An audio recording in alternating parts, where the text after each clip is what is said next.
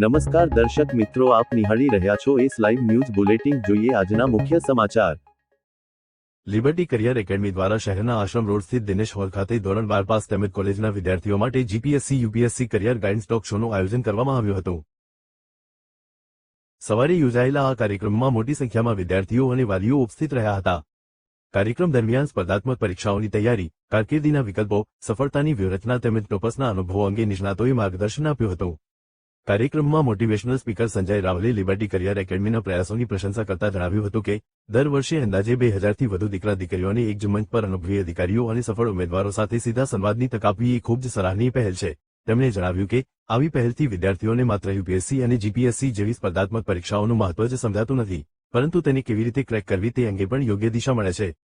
તેમણે વધુમાં જણાવ્યું હતું કે લિબર્ટી ગ્રુપ છેલ્લા 5 દાયકાથી શિક્ષણ અને પ્રકાશન ક્ષેત્રે કાર્યરત છે અને છેલ્લા લગભગ 25 વર્ષથી સ્પર્ધાત્મક પરીક્ષાની તૈયારી કરાવતા હજારો વિદ્યાર્થીઓને માર્ગદર્શન આપી રહ્યું છે।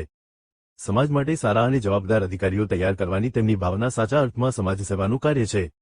આવા કાર્યક્રમમાં પોતાને પણ વિદ્યાર્થીઓ સાથે સંવાદ કરવાનો અવસર મળ્યો તે બદલ તેમણે આનંદ વ્યક્ત કર્યો હતો। વિદ્યાર્થીઓને સંબોધતા સંજય રાવલે જણાવ્યું હતું કે આજના સમયમાં યુવાનો 30 સેકન્ડની રીલ પણ પૂરી જોતા નથી, ત્યારે તેઓ 1 કલાક સુધી ધ્યાનપૂર્વક પ્રેરણાદાયક વાતો સાંભળવા તૈયાર થાય છે, તે પોતે જ આશાસ્પદ બાબત છે। તેમણે ભારપૂર્વક કહ્યું કે યુવાનોને માત્ર શિખામણ આપવાથી નહીં, પરંતુ તેમના સ્તરે જઈ તેમના પ્રશ્નોને સમજવાથી જ સકારાત્મક પરિવર્તન લાવી શકાય છે। તેમણે ઉમેર્યું કે ભારત પાસે વિશ્વનું સૌથી શક્તિશાળી યુવાધન છે, પરંતુ તેની શક્તિનો યોગ્ય ઉપયોગ થવો જરૂરી છે।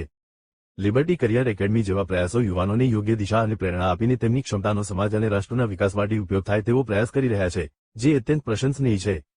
આ પ્રસંગે સ્ટેટ ટેક્સ વિભાગના assistant commissioner Nirav Trivedi, UPSC CSE 2025માં A474 મેળવનાર કિશન કુમાર રામ, A589 મેળવનાર જૈનેશ ચૌહાણ, A898 મેળવનાર રાહુલ રેવર તેમજ લિબર્ટી કરિયર એકેડમીના ડિરેક્ટર જગદીશ પટેલે પણ વિદ્યાર્થીઓને સ્પર્ધાત્મક પરીક્ષાઓ અંગે માર્ગદર્શન આપ્યું હતું।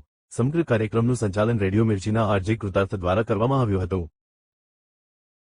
પહેલા તો લિબર્ટી વાળાને ખૂબ ખૂબ અભિનંદન કે દર વર્ષે આવા 1000-2000 દીકરા દીકરીઓ માટે એક સરસ ઓડિટોરિયમમાં મસ્ત મજાના સરસ અધિકારીઓને બોલાવીને લાઈવમાં એમને સમજ પડે કે આ પરીક્ષાઓનું શું મહત્વ છે, કેમ આપવી જોઈએ અને એને કેવી રીતે ક્રેક કરી શકાય। અમારા જેવા લોકોને બોલાવીને બીજી બધી વાતોથી માણસમાં કોન્ફિડન્સ કેવી રીતે આવે એની વાત કરે છે। એટલે હું માનું કે લોકો યુપીએસસી જીપીએસસી ક્લિયર કરે એની સાથે એક સારો માણસ બને અને સમાજમાં કંઈક એચીવ કરે એવી જે એમની ભાવના છે। 50 વર્ષથી આ લોકો પબ્લિકેશનમાં છે, 25-26 વર્ષથી આપણા ક્લાસીસ ચલાવે છે, કેટલા હજારો છોકરા દીકરા દીકરીઓ તૈયાર થાય છે। એટલે મને તો બહુ જ ખુશી છે કે સૌથી મોટું આ સમાજ સેવાનું કામ થઈ રહ્યું છે અને એમાં મને પણ આવવાનો ચાન્સ મળે। આજે છોકરાઓ 10 મિનિટ કોઈનું સાંભળતા નથી, 30 સેકન્ડની રીલ નથી સાંભળતા, એ છોકરાઓ મારા જેવાને 1 કલાક સુધી સાંભળવા બેસે એ જ છોકરાઓ માટે મારા માટે બહુ મોટી મોટિવેશનની વાત છે। છોકરાઓને લોકો શિખામણો આપે છે પણ એમના લેવલ પર જઈને એમના જે પ્રશ્નો છે એની જો વાત કરવામાં આવે તો બહુ સરસ પરિણામ આવે। આ દેશ પાસે આજે સૌથી સારું યુથ છે પણ એનો પ્રોપર ઉપયોગ થતો નથી અને આ ઉપયોગ કરવાનો પ્રયત્ન આ લોકો કરે છે, એ જ સૌથી મોટું મોટિવેશન છે। આજે દિનેશ હોલ ખાતે જીપીએસસી અને યુપીએસસીની પરીક્ષાની તૈયારી કરતા લગભગ 800થી પણ વધુ વિદ્યાર્થીઓને માર્ગદર્શન આપવા માટેનું સેમિનારનું આયોજન થયું। એમાં શ્રી સંજય રાવલ સાહેબની ઉપસ્થિતિમાં વિદ્યાર્થીઓને ઘણું સારું માર્ગદર્શન પણ મળ્યું। એની સાથે સાથે યુપીએસસીની પરીક્ષા આ વખતે પાસ કરી એવા ડૉક્ટર કિશનકુમાર રામ સાહેબ, એની સાથે સાથે રાહુલ રેવર સાહેબ અને જીપીએસસીની એક્ઝામિનેશન પાસ કરી એવા નીરવ ત્રિવેદી સાહેબ અને એમની સાથે સાથે જૈનેશ ચૌહાણ સાહેબે પણ ઉપસ્થિતિમાં આવીને વિદ્યાર્થીઓને માર્ગદર્શન આપ્યું। આજના માર્ગદર્શનથી વિદ્યાર્થીઓને ભવિષ્યમાં આવનારી જીપીએસસી યુપીએસસીની પરીક્ષાઓ, જે ખાસ કરીને ધોરણ 12 પછીની પરીક્ષાઓની તૈયારીઓ કેવી રીતના કરવી, એની સાથે સાથે તમારે કેવી રીતના વિષયની પસંદગી કરવી જોઈએ, તે ઉપરાંત ગ્રેજ્યુએશન પત્યા પછી તરત જ તમે એક્ઝામિનેશન પાસ કરવા માટે તમારે કોલેજ દરમિયાન શું ધ્યાન રાખવું જોઈએ, આ બધી બાબતોની ચર્ચા કરી। સેમિનારનો મુખ્ય હેતુ એ જ હતો કે વિદ્યાર્થીઓ અને જે યુવાધન છે એને પ્રોપર માર્ગદર્શન મળવાથી, સરકારી નોકરી અંગેનું માર્ગદર્શન મળવાથી લોકો એક સારા વિકલ્પ તરફ આગળ વધે।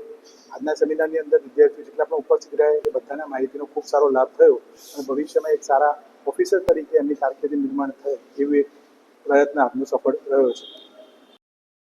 તો દર્શક મિત્રો, આ હતા અત્યાર સુધીના સમાચારની ખાસ ગતિવિધિ માટે આપ નિહાળતા રહો એસ લાઈવ ન્યૂઝ બુલેટિન। નમસ્કાર।